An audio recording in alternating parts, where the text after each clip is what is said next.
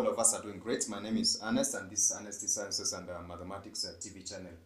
Today we're going to do an evaluation of this specific expression, and of course this is going to be, the continuation of the first discussion we had on multiplication or multiplication of a simple binomials. So we are going to borrow from that specific discussion, whereby we had mentioned that basically multiplication of binomials is going to observe some slightly different or unique set of rules as compared to, these specific binomials, or rather multiplication of binomials are going to observe specific rules which are going to be contradicting the specific rules we have discussed for polynomials. Now, in this particular case, we're going to exploit the concept of two, whereby we state that if we have a binomial of a plus b, there was a specific rule that we were to follow in order to find the answer of this specific binomial. And of course, I'm just going to do a quick evaluation, and then we'll come up with a general answer for trying to describe this. So we said that we're going to expand this one by having it as ab and then a plus b, whereby we said we're going to multiply, for us to find the product of this, we're going to multiply together only one term from each of the binomials, whereby we said that this is going to be given as a times the first term, and then add a times the second term, which is ab, and then the second term of this specific part of first part of the expression times the specific terms in this second expression. So this gives us still ab, which is a product of b times a, and then b times b, which is the square of b. So this gives us a general answer of the square of a plus 2ab plus the square of b. Therefore, we came up with specific conclusions and said that for us to obtain the answer of this specific simple binomial, we're going to find the first term by giving it as the square of the first term. And then we said that for us to find the second term, we said that it is twice the cross product of the first and second term. And then lastly, we said that it's going to consist of three terms, and the last term is going to be the square of the second term given in that specific order. So we said that this specific three set of rules are going to be of great importance for us in trying to create a way in which we can simplify or conveniently simplify a product of a simple binomials. So in this specific case, we're going also to exploit a specific rule, whereby if we have a plus b, and this is given as a cube, of course we can be able to solve this. Since this one is equivalent to a plus b and a plus b, and this second term is the square. So therefore, if we exploit this specific set of rules that I've mentioned here for us to find the second set of this specific product, we can write this one as a plus b, which is multiplied with the square of a. So using this set of rules, we are going to find this one as a product of a squared to ab plus b squared, given as such. So therefore, this one has assisted us in trying to find this specific product using that particular procedure. So we're going to take the first term and multiply it with each of these specific terms, and the second term in that particular order. So we're going to get this one as the cube of a, and then this is going to be plus 2 the square of ab, this times this one, and this is the plus b cubed. So this is b times the square of b, and then we're going to, sorry for that. So the first term, this is the first one, the second and the third is going to give us a the square of b plus, so the second term is going to give us b the square of a, and this is plus, this is going to be given as 2a the square of b, and then lastly we're going to give this one as the cube root of b.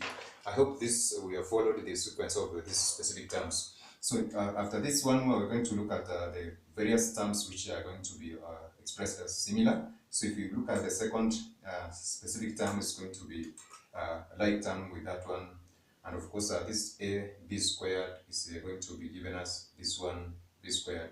So also this one is going to be similar to this, So this one I've given in terms of this one is going to be similar. So this is going to be expressed as the cube of that one, and this is going to be 3a squared b plus ab squared 2ab squared is going to form 3ab. So this is going to be 3ab squared plus b cube given as such. So if we try to look at this for the cube of this specific or the binomial raised to a third power is going to be given in terms of the first.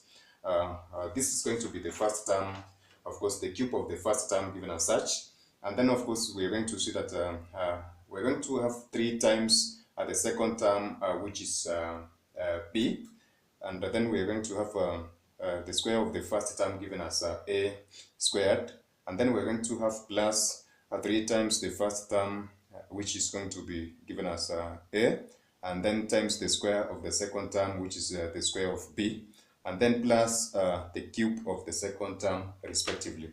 So also we're going to have a set of rules similar to this one, which are going to be expressed for the same case for finding the cube or the binomial or the cube, the binomial raised to a third power given as such. So these are the specific rules which are going to give us a set of expressions, or rather a set of rules which are going to be, of course, a convenient way of expressing the product of similar kinds of expressions given in this case. So let's try to solve our expression given in that specific order. So we said that given this type of expression, we can be able to use these simple terms that I've mentioned in finding the product. So we have 3y cubed given as such. So for us to express this one, we are going to borrow from the specific set of rules we have of course come up using that one. So we said for us to find the the third power of a binomial, there are a set of rules whereby the first term is going to consist of the cube of the binomial, which is of course the cube of the first term, which we have said is expressed as, let me just do it this way. So the cube of the first term is going to be expressed as the cube of x, and then of course plus 3 times the second term times the square of the first term.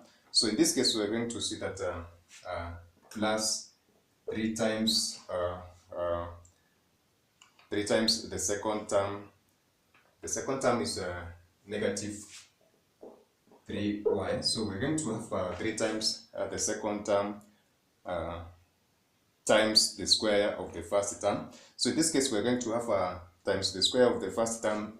That is going to give us x squared, and of course this is going to be plus, we said that this is going to be given us plus 3 times the first term times the square of the second term, which is going to give us 3 times the first term times the square of the second term given as such, and then we're going to have the last term given as the cube of the second term given in that order. So plus the cube of the second term given in that order, the second term is negative 3y cube given as such. So using these specific rules, we have said that we're going to find the product of this particular binomial, or rather the binomial raised to a third power, by giving it as the cube of the first term plus 3 times the second term, which is negative 3y. So for this was a vision, of course, it should have been like this. So 3 times the second term, and then of course times the square of the first term, which is 3, plus 3 times the first term times the square of the second term, plus lastly our term is going to consist of the cube of the second term given as such. So we can evaluate this one and have it as the cube of that first term given as such, and then we're going to have the second term given in terms of so this is going to be 3 times negative, so it's going to change this specific sign.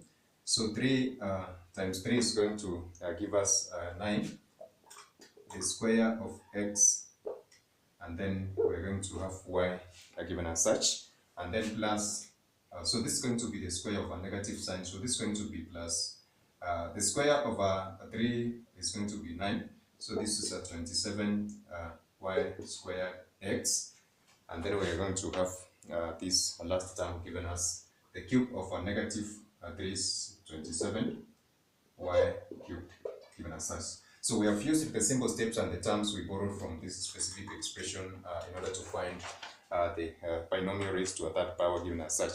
So there are other, of course, roots which we're going to come across, which are going to be handy in assisting us find expressions for various binomials, especially for the square difference or the difference over two squares, which of course we're going to see being given in a particular order. So that is it for now, guys. Of course, I'd like to request us to check our description boxes of various links for various links of other videos that I'm going to put there, which have this specific related topic. So that is it for now, guys. Bye, God bless you. Catch us in our next video.